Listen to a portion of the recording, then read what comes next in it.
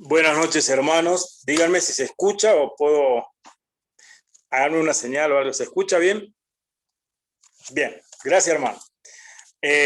Vamos a en esta noche leer un par de versículos, seguramente ya muy conocidos por casi todos, porque son versículos que habitualmente lo hacemos para tener de ella una meditación, pero la idea es que de cada versículo que leamos extraer una enseñanza particular para cada uno, una enseñanza personal para cada uno. El Señor nos habla en forma personal, siempre que nos habla en forma general como iglesia, pero cada uno debe apropiarse lo que nos enseña el Señor. Vamos a leer un pasaje solamente en Primera de Samuel.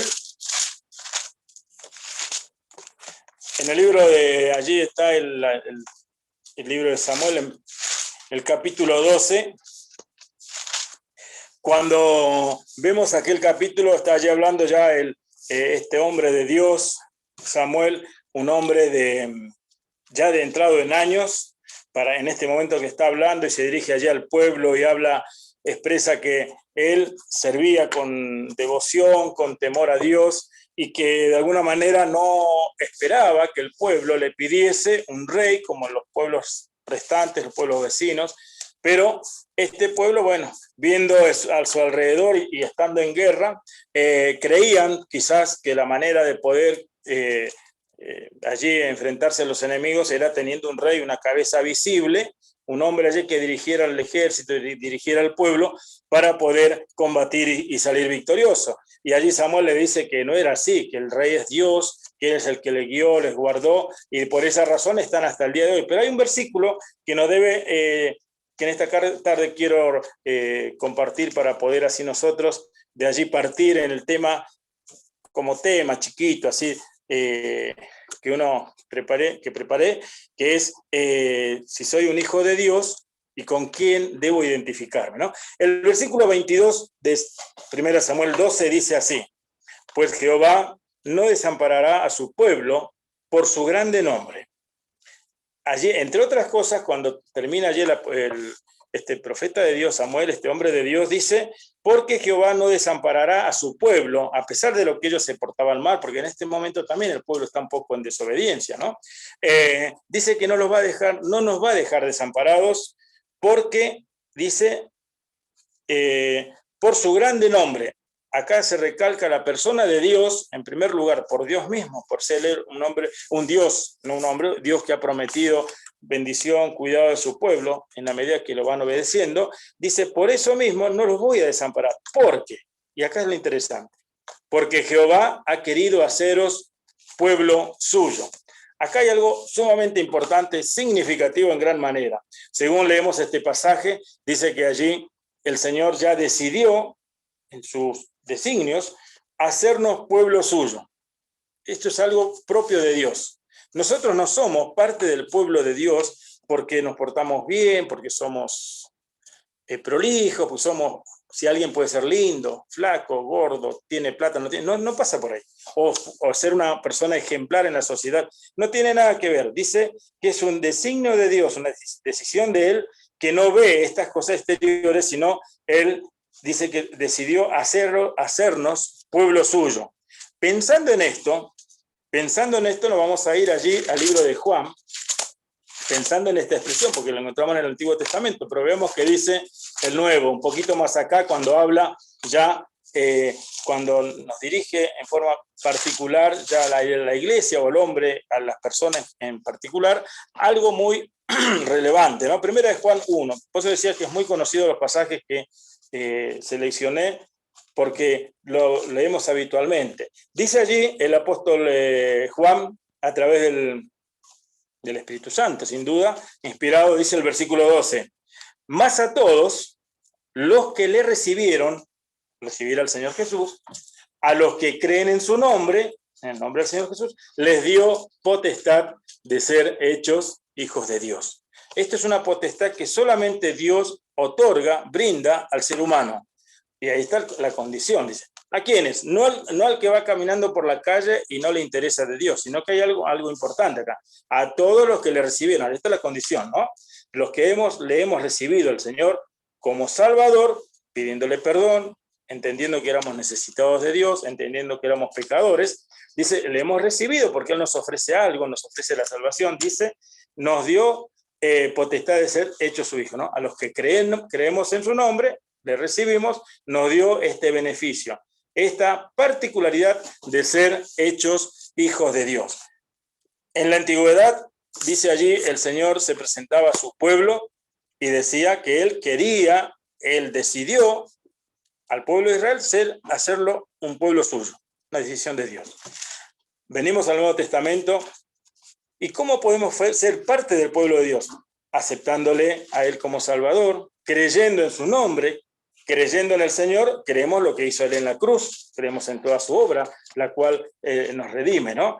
De esa manera dice que nos beneficiamos de ser sus hijos. Tenemos el privilegio, tenemos la honra, tenemos el beneficio, todo aquello que nos ayuda a entender más esto, de ser sus hijos, de ser hechos hijos de Dios. Creo que cualquier persona en este mundo muchas veces anhela ser el hijo de alguien renombrado, ¿no? De alguien quizás poderoso en la sociedad, de influencias, de poder económico, de poder social, porque tiene privilegios y demás, y siempre hacemos el ejemplo. ¿Quién no quiere ser hijo del presidente en el buen sentido? No el que tenemos ahora, sino, creo que, no sé si conocen el hijo. Me refiero en una autoridad que tiene, por ejemplo, privilegios. Va donde necesita ir, tiene los medios económicos, tiene un buen pasar, entonces uno dice, uy, qué lindo, quisiera ser el hijo del intendente, del gobernador. Pero no es este el punto acá, este es un punto pasajero, el que decía yo, un punto humano, un punto de este mundo.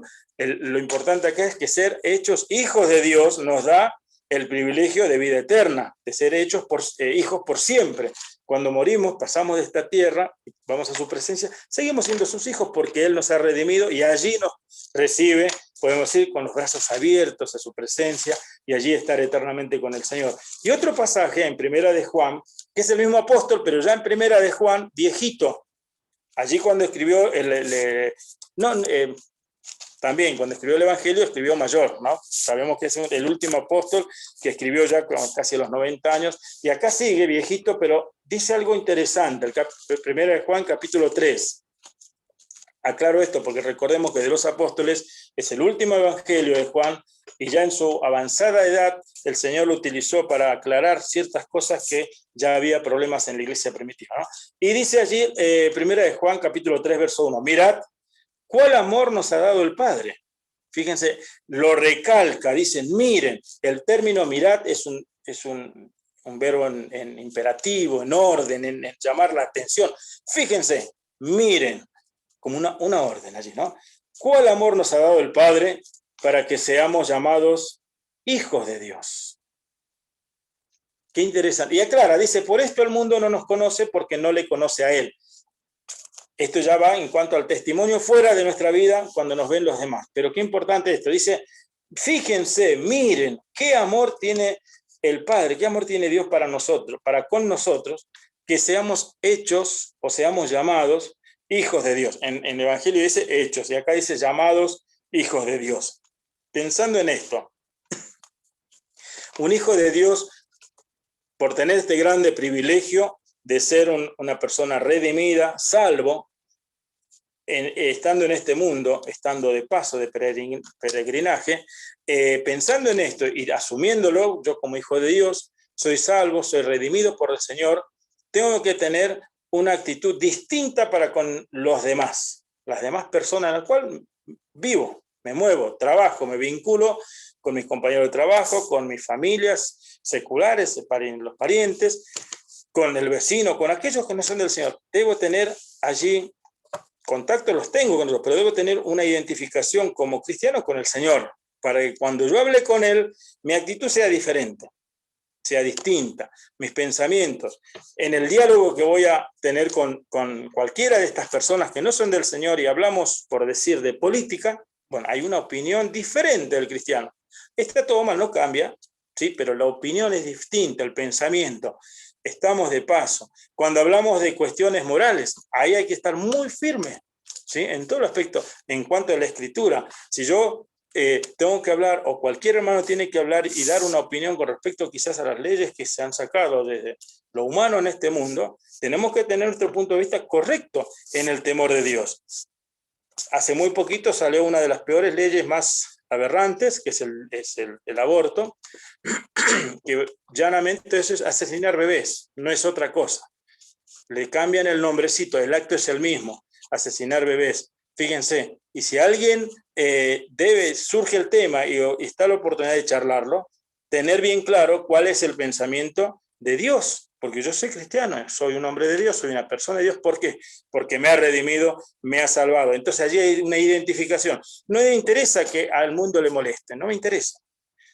Lo importante acá es que yo debo agradar a Dios. Y si desagrado al mundo, bueno, puedo tener consecuencias, pero es secundario eso. Acá lo importante es que yo debo agradar a aquel Señor que me salvó. Hablando de este tema, hablando de cualquier cuestión, debo ir siempre alineado al pensamiento de Dios. De allí está con qué me estoy identificando. Tal vez el joven, si habla de películas, tal vez si habla de chicas, tal vez si habla del sexo opuesto, la chica hacia el joven o el varón hacia la mujer, tener un punto de vista de acuerdo a lo que el Señor nos dice, en el temor suyo, en la pureza, en aquello que agrada a Dios. Es muy particular que el joven del mundo, en la adolescencia o entrando a la juventud, ya tenga relaciones sexuales y demás, y no están casados, ni siquiera son novios, son apenas amigos, conocidos. Esto es muy particular. Bueno, el cristiano no entra en esta forma de vida. ¿Por qué? Porque tiene otro pensamiento. Dios nos ha dado una limpieza de corazón y una limpieza también de cerebro, de cabeza, de pensamiento. No es que somos superiores a ellos, no, al contrario. Somos personas comunes y corrientes, pero con un pensamiento distinto, diferente, el cual nuestro pensar y con nuestra actitud debe llevar a honrar al Señor e identificarnos con Él. Esta era la idea un poquito de lo que estamos leyendo, ¿no? ¿Con quién me estoy identificando? Dice allí, Primera de Pedro, ahí cerquita de Juan, dice lo siguiente, un pasaje que también cuántas veces lo hemos apropiado para comentar este versículo. Dice, Primera de Juan, capítulo 2, verso 9, dice, más vosotros, nos da una referencia, una descripción, ¿quién es el pueblo de Dios? ¿Quién es la iglesia? Te podemos decir, ¿no? Dice, más vosotros sois linaje escogido. ¿Qué dice? Como una raza escogida, especial. No que haya una raza de negros, de blancos, no tiene nada que ver, ¿eh? Un linaje. No importa de mi origen de nacimiento o de mi origen ancestral, no importa. Eso importa acá, dice, es como un linaje especial, toda la iglesia, ¿no? Dice, más vosotros sois linaje escogido, real sacerdocio, nación santa, un montón de, diríamos, de sinónimos, pero a la vez de allí de expresiones de describirnos cuál es nuestra condición. Una nación santa, un pueblo adquirido, allí, apropiado, pero ¿por quién? Por Dios, para que anunciéis, y hay un fin. ¿Para qué hizo el Señor tanta obra en la cruz? Para redimirnos, para salvarnos, para morir allí, derramar su sangre. ¿Para qué? Para que anunciéis las virtudes de aquel que os llamó de las tinieblas a su luz admirable. Dice, y vosotros, ustedes, dice nosotros en este caso, ¿no? Que en otro tiempo no erais pueblo, pero que ahora sois pueblo de Dios, que en otro tiempo no habíais alcanzado misericordia, pero ahora habéis alcanzado misericordia. Fíjense cómo describe con un montón de cualidades del pueblo de Dios, y en particular cada uno nos apropiamos, ¿no? Como persona, como individuo, yo soy un escogido de Dios. Yo soy un adquirido por Él. Yo soy una persona, dice, salvada por Él. Soy un sacerdote del Señor, ¿sí? Y el sacerdote no significa que tiene la sotana, eso es una idea de afuera, ¿no?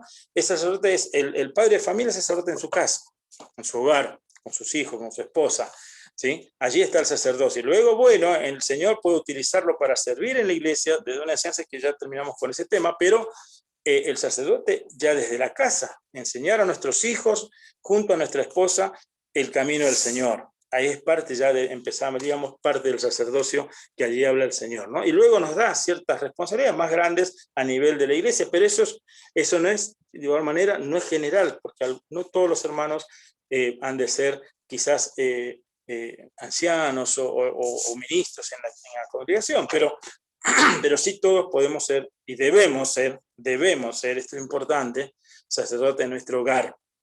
Hoy en día la familia está como está porque muchos de los creyentes, mucho del pueblo de Dios ha dejado este servicio, ha dejado esta gran responsabilidad que nos compete a cada ser humano, a cada creyente en nuestro hogar.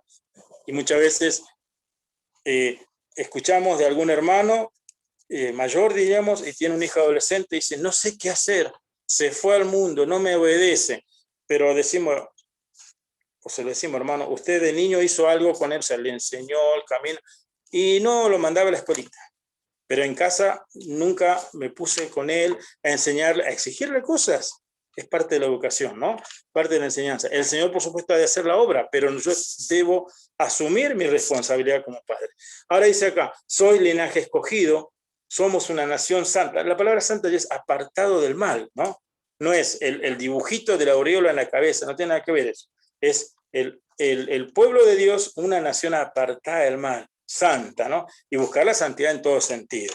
Entonces, podemos entender allí que todas estas cualidades, estas condiciones o este condimento que tenemos como creyentes es para tener una identificación con Él. Y esa identificación con Él, bueno, repercute al resto. El vecino me dirá, che, mira, este no anda borracho. Come asado, ¿sí? Pero no se pone borracho como lo hace lo de la otra esquina, que meta cumbia y cosas. Hay una diferencia. Y debe ser una diferencia fácil de ver, ¿no? Entonces, fíjense que de todo esto el Señor nos ha sacado. Primera Pedro, un poquitito allí más adelante, más atrás, Primera Pedro 1, verso 18. Ya nos vuelve a decir, éramos pueblo rescatado y adquirido, y dice el versículo 18 de Primera Pedro, sabiendo que fuiste rescatado, ¿de qué? De vuestra vana manera de vivir, la cual recibiste de vuestros padres, y no con cosas corruptibles como oro o plata, sino con la sangre preciosa de Cristo, como de un cordero sin mancha y sin contaminación. Recalco el versículo, sabiendo que fuiste rescatados de vuestra vana manera de vivir, con la sangre preciosa de Cristo. O sea, el rescate que el Señor ha hecho por cada uno de sus hijos no fue un rescate de palabra, no fue un rescate, simplemente vino el Señor a este mundo como Dios y hizo un ademán allí, por decir, y tenía el poder para hacerlo. Y no, Él hizo algo muy importante. Vivió primero entre los pecadores, se crió en este mundo, vivió como el hombre, conociendo, diríamos, el sufrimiento en esta tierra, pero después Él hizo toda una trayectoria de un servicio, de ejemplo, de enseñanza, para ir a la cruz y en esa cruz derramar su sangre preciosa y estar allí mostrando allí su poder, ¿no? Esa sangre la cual nos limpia de todo pecado, porque Él no tenía pecado, no tenía mancha, no había quien tomase nuestro lugar para ir a esa cruz, podemos decir, y decir, bueno, a Dios, acá está el hombre de esta humanidad que representa al resto de la sociedad que es sin pecado, no existía. No había ni siquiera uno, dice allí Romano, ¿no? No hay ni siquiera uno de los millones que podemos o que habitamos este planeta, que habitaron nuestros padres y que sigue habiendo. No hay nadie y podemos ir cada vez peor, menos todavía en estos tiempos, ¿no? Entonces, entendemos que todas estas cuestiones que el Señor hizo por cada uno de nosotros es un beneficio para nuestra vida, para darnos vida eterna. Y por ende, también dice allí, en Pedro decía, para anunciar al Señor. Y anunciamos con nuestra vida. No solamente anunciamos de palabra, anunciamos de la manera que vivimos, para empezar, de cómo obramos, de cómo nos conducimos, de qué es lo que hacemos y no hacemos, ¿sí? Entonces allí estamos quizás llamando la atención y alguien nos pregunta, che, pero mira vos, te dije tal cosa y no reaccionaste como el otro que casi me pega. Porque hay otra templanza, debe haber en nuestro ser, y seguramente lo vamos a ir cada vez que crecemos un poquito más en las cosas del Señor, apropiándolo más, ¿no? Ahora, leamos en 2 Timoteo algo del cual sacamos otra enseñanza con el mismo tema, ¿no? 2 Timoteo capítulo 2.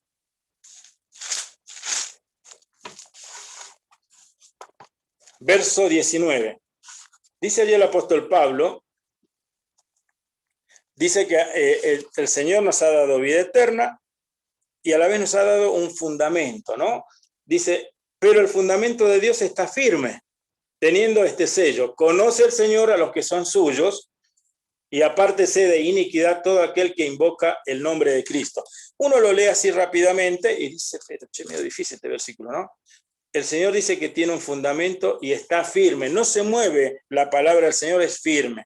Lo que Él dijo antes, lo dice ahora y ha de perdurar toda la eternidad, ¿no? Pero, ¿qué más? Dice, teniendo este sello. Cuando pensamos en el sello nos viene a la mente, creo que aquel pasaje de Efesios, ¿no? Donde dice, lo anoté por acá, donde dice que el Señor nos ha sellado. Y el sello, en el significado que vemos acá, hay un significado del sello. Hoy en día tal vez se va perdiendo un poco en las cosas comerciales, pero creo que se mantiene en algunos aspectos, ¿no? El sello era fundamental. Tiempo atrás era muy más importante que hoy. ¿A qué voy? El año pasado, el anteaño, yo compré un vehículo y no me dieron nada. Antes me daban un título de propiedad. Me dice, vaya, imprímalo. Un papel como el que tengo escrito acá, lo tuve que imprimir en mi casa y yo veo eso, una fotocopia parece. Y es el título de un auto.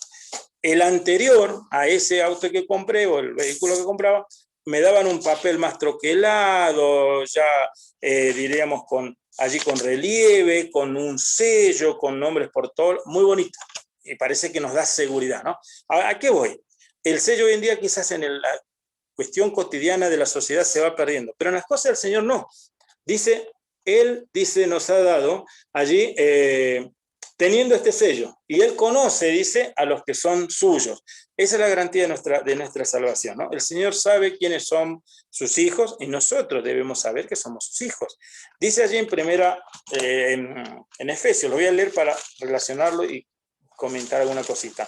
Dice allí en Efesios, bien conocido este pasaje que siempre leemos acerca del sellado, ¿no? Dice en Efesios capítulo 1, verso 13, en él también vosotros, habiendo oído la palabra de verdad, el evangelio de vuestra salvación, está hablando, ustedes han hecho todo esto para ser sus hijos, y habiendo creído en él, fuisteis sellados, ¿y con qué? Con el Espíritu Santo de la promesa. O sea, ¿qué está diciendo? Cuando hemos creído en el Señor hemos pedido perdón, hemos entregado nuestro corazón, hemos entendido la obra de salvación, le pedimos perdón y el Señor sí que pone un sello cuando creemos en Él, como hemos leído allí en Juan, ¿no? Entonces, ese sello es una garantía, título de propiedad, para entenderlo. Entonces nosotros decimos, Fabián ha creído en el Señor hace unos años atrás, bastante, y entonces el Señor pone, tac, un sello, Fabián es mío. Después Fabián tiene que portarse bien, porque si no, deshonro a mi padre, pero no dejo de ser su hijo. Es como en la casa.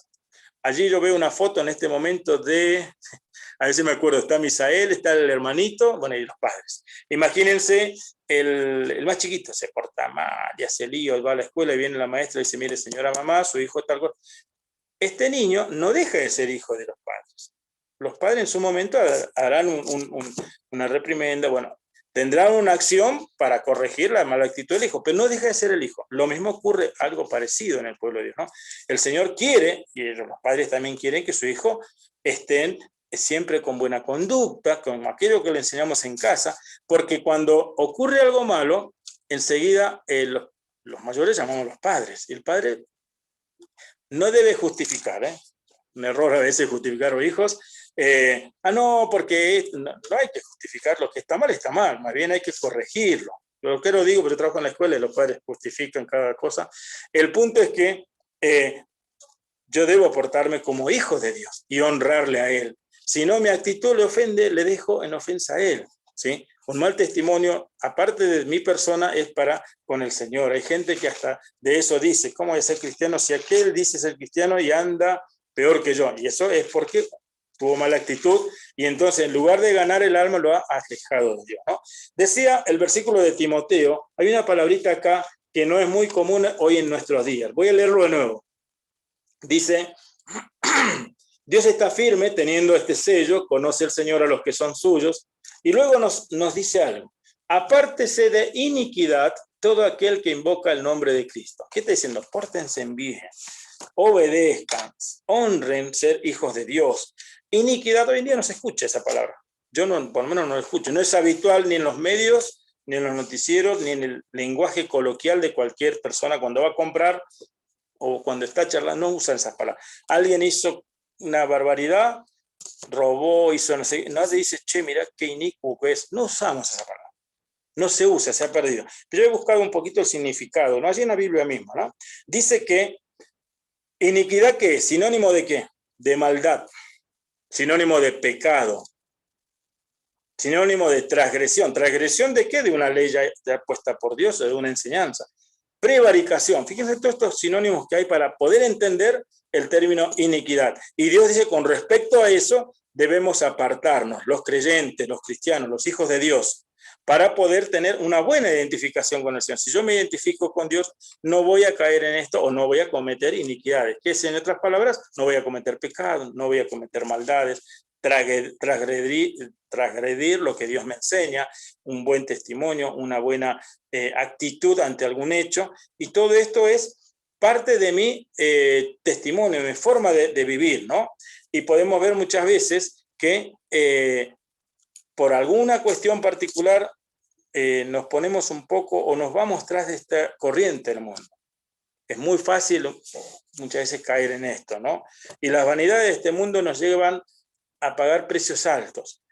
Quizás alguna vez hemos escuchado que algún hermano, yo una vez escuchaba con respecto a, me acuerdo mi suegro contaba un testimonio de alguien, allí don Kepper contaba que cuando él era joven había un hermano que decía, yo cuando tenga una camioneta voy a traer niños a la escuelita. Bueno, ese era su anhelo, y dice que este hermano logró comprar la camioneta. Entonces estuvo haciendo un servicio de un tiempito cortito, diríamos medio año. De repente él dijo, no, este vehículo ya es viejo, voy a comprar algo mejor. Pero eso primeramente él trabajaba, diríamos, 8 horas para comprar la camioneta y tuvo que trabajar 12 para poder cambiarlo. Y esto le implicaba que estaba cansado, ya no venía a las reuniones, y logró comprar, pero en ese trajín de lograr comprar, al no estar en las reuniones, al no estar vinculado en el servicio, al no estar con los hermanos, al no tener palabra del Señor en su corazón, o de habitualmente leer o estar en práctica, se apartó del Señor. O sea, todo esto que él parecería, tenía buena intención, se transformó en una vanidad. Y allí hay un precio alto, un costo alto que se paga. Se apartó del Señor. Y esto es con consecuencia muchas veces por estos pensamientos. Y trae malas consecuencias porque en la familia esto afecta en forma directa, ¿no? Entonces debemos aprender a asumir o a ejercer nuestra responsabilidad como hijos de Dios. Y en esto no significa que el joven, yo soy joven, yo cuando sea maduro voy a obedecer o voy a ser más fiel al Señor. No pasa por ahí, porque allí es donde el diablo aprovecha. Si eres joven, te toma, podemos decir, porque todavía tenés la mente más limpia o más poco pura y con más ganas de hacer o aprender algo, entonces te entra a llenar ese pensamiento en tu mente de cosas vanas. Y en lugar de, cuando llegues a la madurez de edad cronológica, no vas a tener al Señor o vas a estar lejos del Señor. Y sos creyente, sos hijo de Dios. Como aquel niño que se porta mal, no deja de ser el hijo de la familia, pero tiene un mal testimonio, ¿no? Entonces, aprender desde poco, desde temprana edad, esta vida de ser identificado, vivir identificándonos con el Señor. Y para ello debemos tener, siempre encontramos, ¿no? En la Escritura, allí a Timoteo se le recalca, practicar aquello que aprendió, leer la Escritura, orar al Señor, estar en comunión, ¿no? Y el Señor nos enseña para esto. Y voy a leer un pasaje allí en Timoteo, para ir cerrando un poquito. Dice allí 2 Timoteo 4, allí el apóstol Pablo creo que es uno de los más grandes ejemplos en cuanto al servicio, a la enseñanza y en cuanto a las grandes experiencias que él tuvo y nos dejó para enseñanza para nosotros, y el Señor utiliza esto porque él lo utilizó para que su pueblo sea edificado. Dice en 2 Timoteo 4, 16, está allí el apóstol Pablo, ya en este tiempo, cuando él escribe esta carta, sabemos por los hermanos que nos enseñan y por el contexto de la Escritura, ya el hermano allí, el apóstol Pablo, es un hombre muy anciano, viejito, ya entrado en canas, seguramente enfermo, ya muy avanzado en edad. Tengo entendido que es la última carta que escribe él, y escribió creo que 16, muchísimas cartas. o 6, muchas cartas. Casi todo el Nuevo Testamento, las cartas paulinas llamadas, están escritas por él. Pero este es el último, ¿no? Y dice allí el versículo 16, en mi primera defensa, ninguno estuvo a mi lado. Cuando leemos antes vemos que él está describiendo su vida de testimonio delante del Señor de toda su trayectoria. Él había predicado el evangelio en todo lugar. Era el gran misionero del Nuevo Testamento, el apóstol Pablo, ¿verdad? Él recorrió todo Asia, el mundo antiguo conocido, lo recorrió todo, Asia Menor, llegó a Europa y allí termina sus días, pero recorrió todos los lugares de civilización, como se dice, ¿no? Desarrollados en Asia Menor y en parte de Europa, y allí llega a la edad, y él es puesto en la cárcel muchas veces, ¿sí? Y debe comparecer ante las autoridades romanas de ese momento, y dice, en mi primera defensa ninguno estuvo a mi lado, ¿sí? Lo habían dejado solo el pobre viejo. Y es triste, el pobre hombre allí, un hombre de Dios sirviendo toda su vida, ya un hombre adulto, mayor, ancianito, y lo habían dejado solo. Podemos decir que se podían excusar, había motivos, porque los que estarían con él o apoyándole, acompañándole, seguramente iban a tener consecuencias como él, ser presos con látigos, o lastimados, o detenidos, etcétera. Pero no es excusa. Y no es excusa porque allí, entre otras cosas, nos enseña el Señor que vamos a sufrir vituperios, dificultades por ser cristianos, no por hacer cosas malas, por ser cristianos. Y acá dice el apóstol Pablo, en mi primera defensa ninguno estuvo a mi lado, sino que todos me desampararon. Qué feo, qué lástima, ¿no? Qué triste, qué angustioso cuando una persona a cierta edad, en lugar de tener todo el apoyo de las iglesias del lugar o de los hermanos que estaban allí cerca, lo desamparan, lo dejan solito. Pero dice acá, él describe lo que le había pasado, pero dice algo importante, no le sea tomado en cuenta. Él ora al Señor, dice, tú sabes, Señor, su corazón, no le tomes en cuenta. No está pidiendo, me dejaron, no.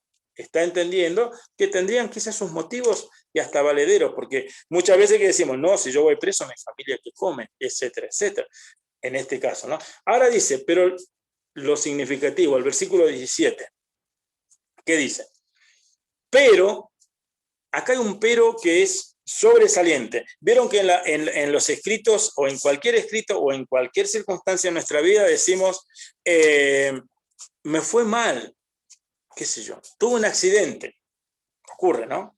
Me caí de la bici, choqué el auto, pero no me lastimé.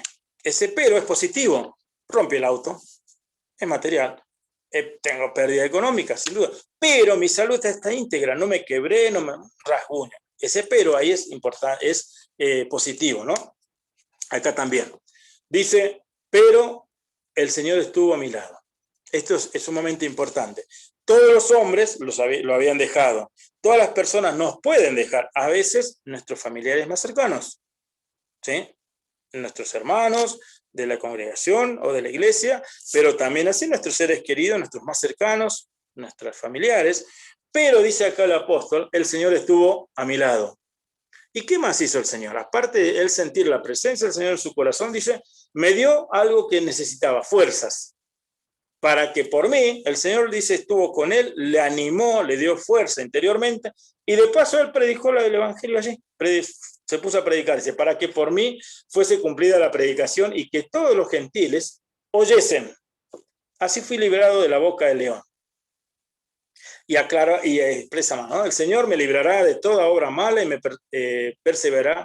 preservará para su reino celestial, a él sea gloria por los siglos de los siglos. Amén. Pero qué importante, ¿no? Dice, en un momento dado, esto nos deja enseñanza, nos podemos sentir solos, estar quizás por circunstancias, haber viajado y quedar solos, atrapados en algún lugar y de paso presos porque repartió un folleto y en ese lugar no se permitía, había una orden, bueno, y algún hermano se enteró, pero no fue a ayudarme, no fue a colaborarme, quedé solo, dice, pero el apóstol dice, pero el Señor estuvo a mi lado y me dio fuerzas. A pesar de esto, él no se cayó la boca. Él dijo, gracias Señor por tu compañía, por por las fuerzas que me das, y empezó a hablar del Señor, dando allí testimonio a estas autoridades para que también se arrepientan de pecado. Y encontramos en muchos casos que hasta reyes dijeron, casi pero entiendo bien, casi me persuade, decía uno de los reyes, ¿no? De ser cristianos, entendían bien el mensaje de salvación. Entonces, volviendo al pasaje y a nuestra realidad, ¿no?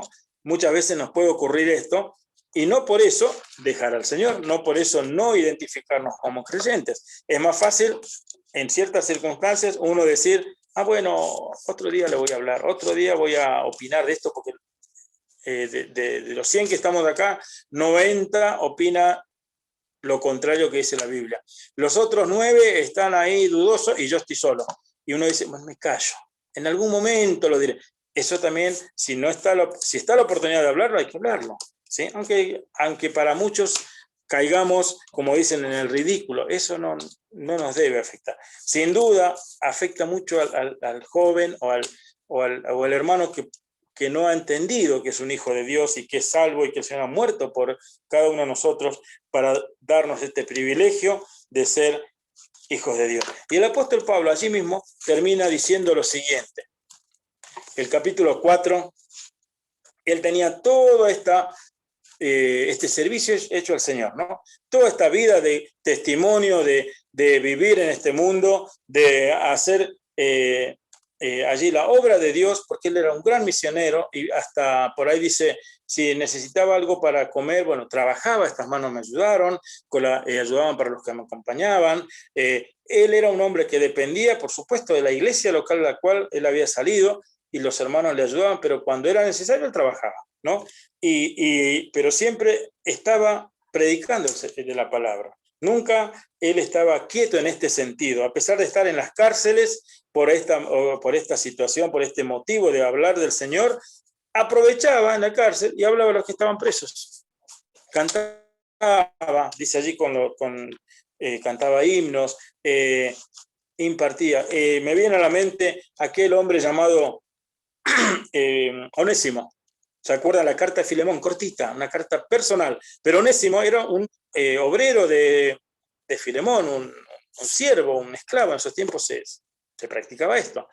Y este hombre había escapado, y evidentemente había escapado robando, y cuando va a Roma, allí seguramente hizo de las suyas y volvió a estar preso. Pero casualidad no es casualidad.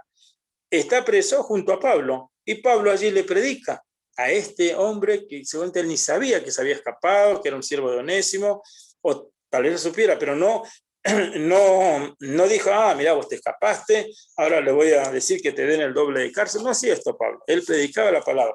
Y allí dice que este Onésimo vuelve a Filemón, su patrón, su dueño, con una carta del apóstol Pablo, y el apóstol le expresa, no lo recibas como a un esclavo, como a un peón, recíbelo como a mí mismo, como un hermano, como un hijo de Dios, y dice, seguramente para esto el Señor le permitió, o el Señor ha obrado para que él se vaya de tu lado y escuche la palabra, porque cuando estaba en la casa de Onésimo, el apóstol lo visitaba y predicaba, pero tal vez en la casa de Filemón, perdón, y cuando estaba en Filemón allí, el apóstol Pablo, tal vez Onésimo estaría en el campo, tal vez, y no tuvo oportunidad de escuchar el evangelio.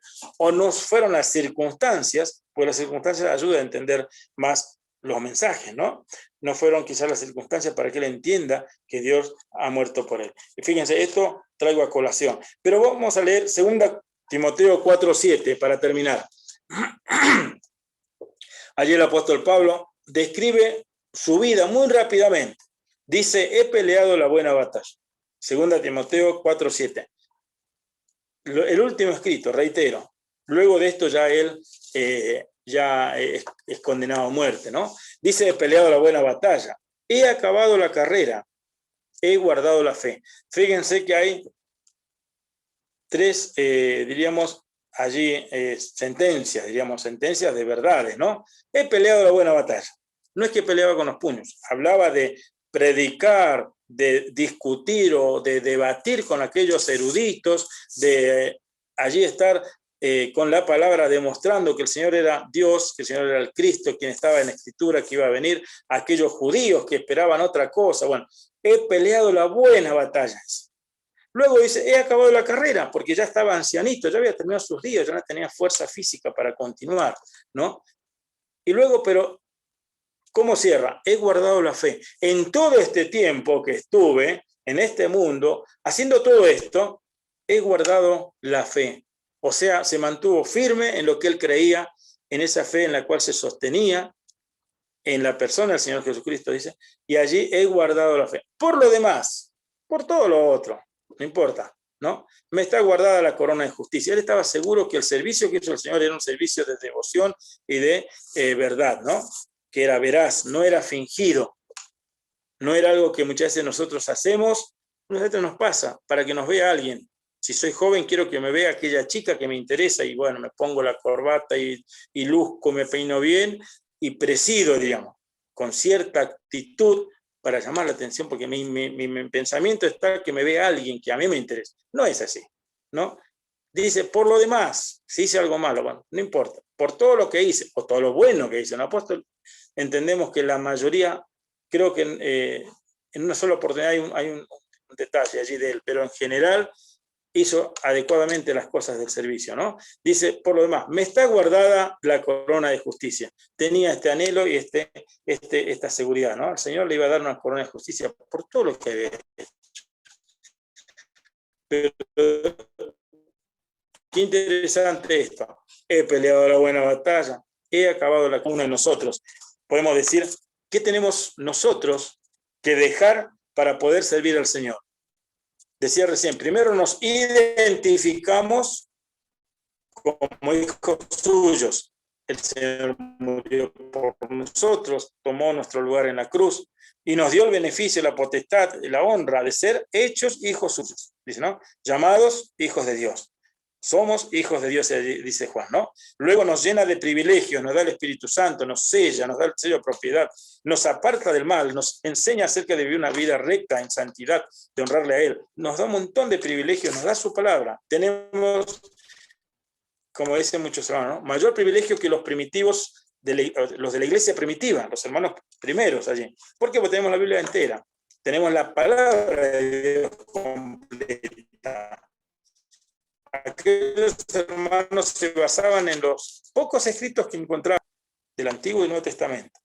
Hay que leerla, hay que apropiarla, hay que sacarle el jugo, hay que orar al Señor que nos enseña a poder dilucidar, poder darnos luz a través de su palabra para entender ciertos pasajes. Usted va a volver a leer esto que yo recién mencioné y va a sacar otra enseñanza, sin duda. El Señor es tan amplio que a cada uno nos da un poquito para poder entender aquello que Él desea para nuestra edificación. Entonces, el fin, podemos decir, de cualquier cristiano es, habiendo tenido estas pautas, todo este buen testimonio es allí servirle, ¿sí? No es primero el servicio y después el testimonio, es al revés. Primero el testimonio, primero soy hijo de Dios, ¿no? Luego un buen testimonio para servir en algo, ¿sí? Allí está. Y saber que si estamos cumpliendo todo esto, bueno, hay algo que hay que dejar tal vez, un mal pensamiento, una mala actitud, alguna mala acción. Pedir perdón al Señor y poner en sus manos para poder así servirle a Él con toda honra y que cada uno que nos vea identificado con el Señor, ¿sí? No significa esto ser una persona totalmente, a ver, ¿cómo lo puedo decir? Que alguien dice, no, este es un hombre que solamente vive en esa cueva y no sale de ahí. No, eso no quiere decir esto. Quiere decir que un hombre de Dios que anda en este mundo en los quehaceres regulares, en el trabajo, en los viajes, en las compras, pero tiene una actitud diferente. Y esto debe notarse. Que el Señor bendiga su palabra y que podamos aprovecharla para cada uno de nosotros. Y saludos allí a los hermanos, a la iglesia en Alta Italia y por parte acá también de San Carlos para que puedan así transmitir el saludo. Buenas noches, hermanas.